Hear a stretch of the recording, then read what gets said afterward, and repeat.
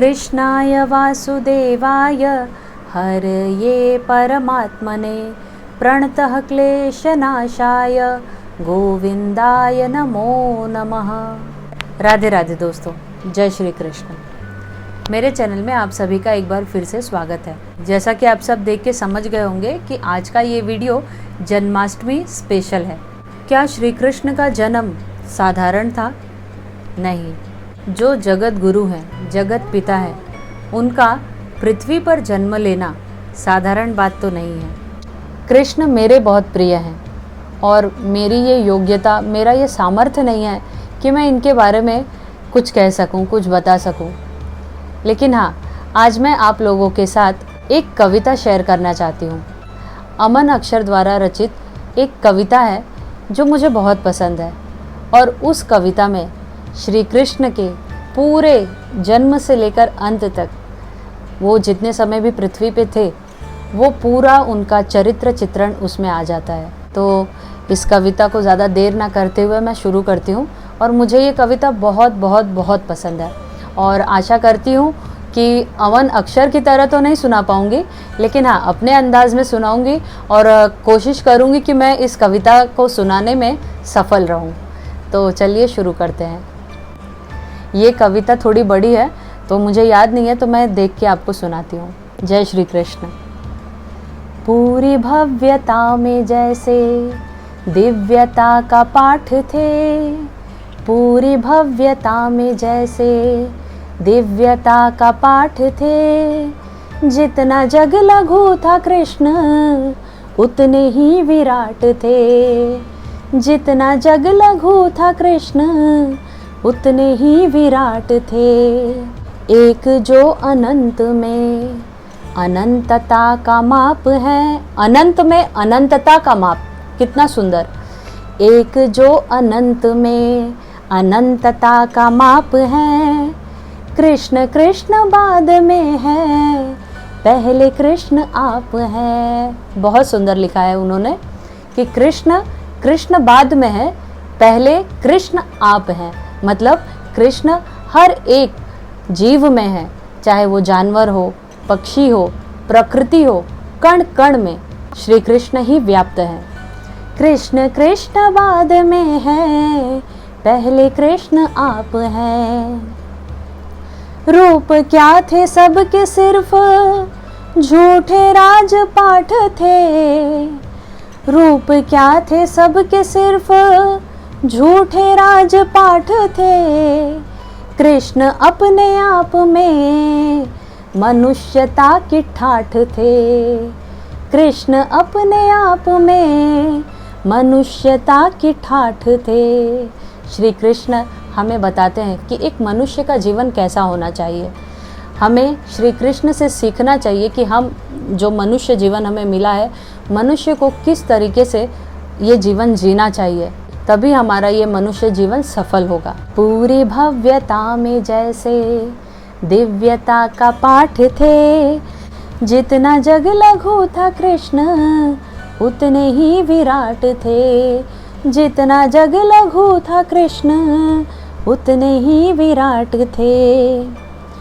युग युगों से चल रहा जो कृष्ण वो ही जाप है। बहुत सुंदर, ये पंक्ति दिल को छू जाती है।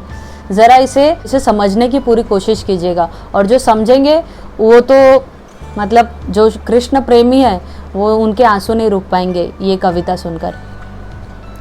युग युगों से चल रहा जो कृष्ण वो ही जाप है, कृष्ण कृष्ण बाद में है, पहले कृष्ण आप हैं, कृष्ण कृष्ण बाद में है, पहले कृष्ण आप हैं। कि देह की परंपरा में नई सिलय का जन्म था। ये पंक्ति बहुत ही महत्वपूर्ण है, इसे बहुत ध्यान से सुनिएगा। कि देह की परंपरा में नई सिलय का जन्म था, पहली बार भय के गर्भ से अभय का जन्म था, पहली बार भय के गर्भ से अभय का जन्म था। पाप के लिए तो जैसे, ध्यान से सुनिएगा, पाप के लिए तो जैसे ये प्रलय का जन्म था, ये जन्म का समय नहीं था, ये समय का जन्म था, ये जन्म का समय नहीं था, ये समय का जन्म था। पूरी भव्यता में जैसे दिव्यता का पाठ है, कृष्ण कृष्ण बाद में है, पहले कृष्ण आप हैं। कि पांडवों के साथ बस था एक सुयोग्य कृष्ण थे, के पांडवों के साथ बस था एक सुयोग्य कृष्ण थे। राधिका के साथ जो रहा वियोग कृष्ण थे, राधिका के साथ जो रहा वियोग कृष्ण थे।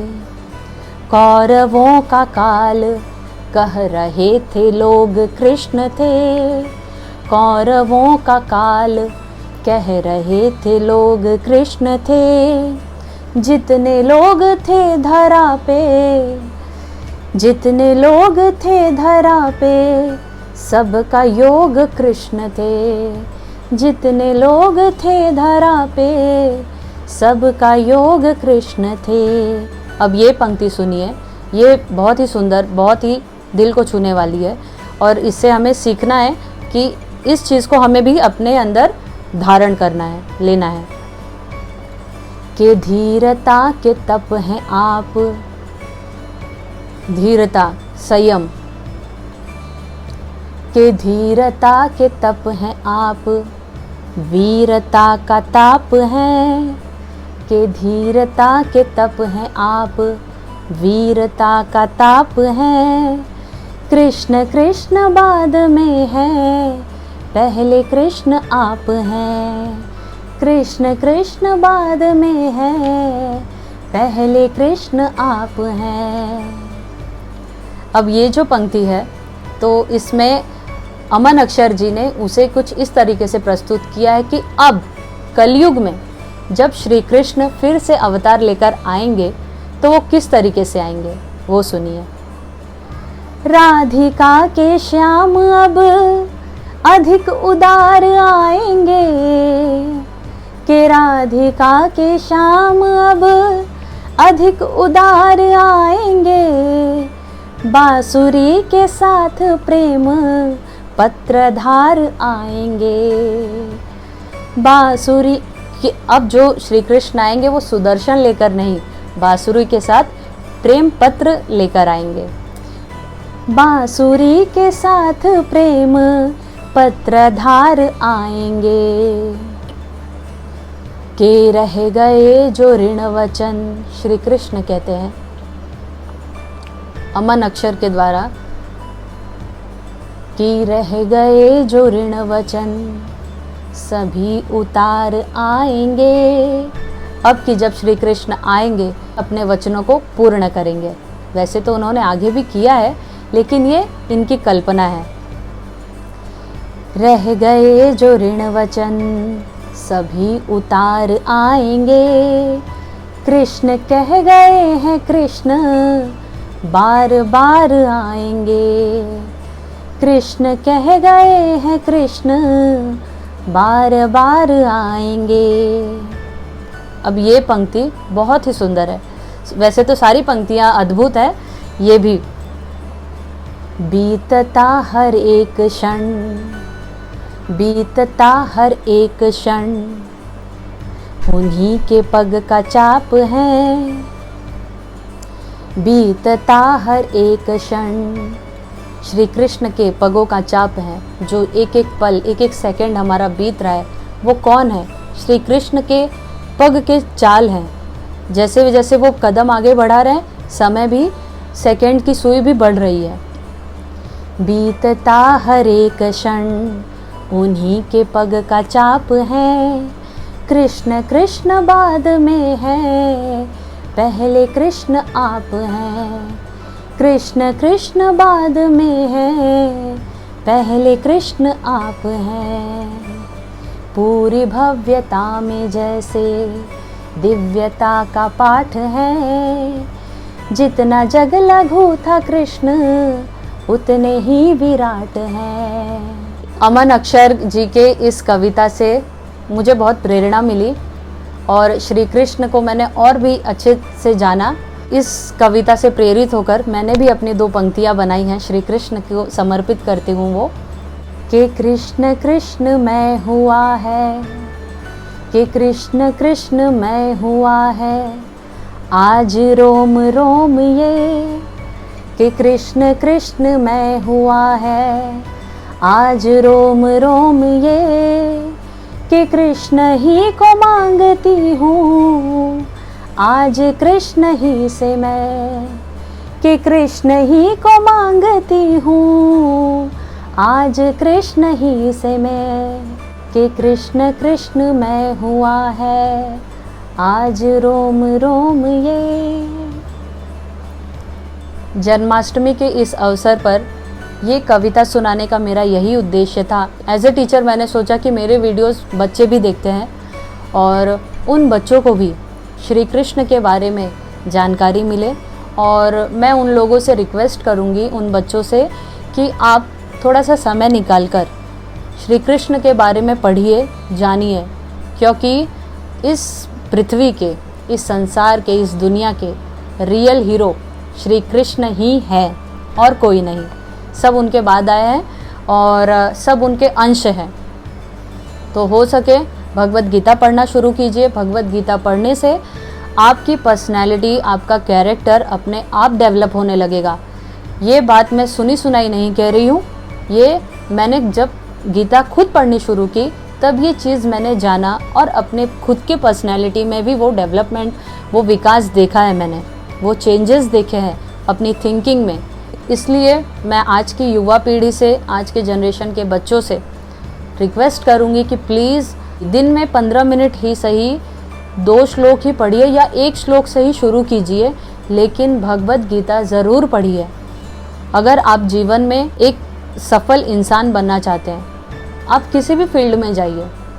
और हाँ, कई लोगों को ये गलतफहमी होती है कि हम जब भगवान के मार्ग पे जाते हैं, धर्म के मार्ग पे जाते हैं, तो हम सन्यासी बन जाते हैं। ऐसा कुछ भी नहीं है, क्योंकि भगवत गीता में श्री कृष्ण ने खुद कहा है कि तुम्हें कर्म करना है, और उस कर्म को फल की इच्छा किए बिना कि अब मुझे ये काम करना है, इसका रिजल्ट क्या होगा, आपको रिजल्ट की परवाह नहीं करनी है, बस उस काम को करते जाना है। कि फल देने का काम श्री कृष्ण का है, क्योंकि हम जो भी क्रियाएं करते हैं, हम जो भी एक्शन करते हैं, जो भी हो रहा है, ये सब कुछ, इन सभी चीज़ों को संचालित करने वाला, इन सभी पर कंट्रोल करने वाले केवल और केवल श्री कृष्ण ही हैं। हमारा कुछ भी नहीं है और हम कुछ नहीं कर सकते। इसलिए ये बात आपको तब समझ में आएगी, और उससे ज़्यादा आप खुद ये बात को तब रियलाइज़ करेंगे जब आप भगवत गीता पढ़ेंगे। तो प्लीज़ भगवत गीता पढ़ना शुरू कीजिए, और जो नहीं पढ़ रहे उन्हें भी आप प्रोत्साहित कीजिए, प्रेरणा कीजिए कि वो भी पढ़ें और भगवत गीता को अपने जीवन में उतारें। और मैं तो ये कहूँगी, जब आप भगवत गीता पढ़ने लगेंगे तो आपको उसे अपने जीवन में उतारने की ज़रूरत नहीं होगी। आप खुद में वो चेंजेस रियलाइज़ करने लगेंगे। आप वो देखने लगेंगे कि आपकी पर्सनैलिटी, आपका जो कैरेक्टर है, आपका जो नेचर है, वो धीरे धीरे अपने आप ही चेंज होने लगेगा। तो आपको कुछ भी करने की ज़रूरत नहीं है, आपको सिर्फ 15 से 20 मिनट निकालकर 1 श्लोक पढ़ना है और उसे समझना है। और अगर आपको नहीं समझता तो जो जानता है आप उससे पूछिए, लेकिन भगवत गीता ज़रूर पढ़िए। आज का ये वीडियो अगर आपको अच्छा लगा हो तो कमेंट में जय श्री कृष्ण लिखना मत भूलिएगा। मिलती हूँ अगले हफ्ते नए वीडियो के साथ। तब तक के लिए राधे राधे, जय श्री कृष्ण।